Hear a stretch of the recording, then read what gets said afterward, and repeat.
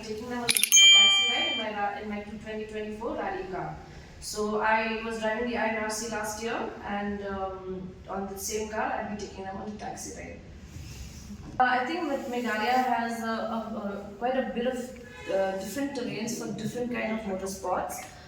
We have the terrain, but we need the place, and we need we need the people to be familiar with the sport more. So that is what we're trying to do right now. Right now we're introducing a race which is on dirt. So again, there are other types of motorsports which can be done also on tarmac and even on gravel.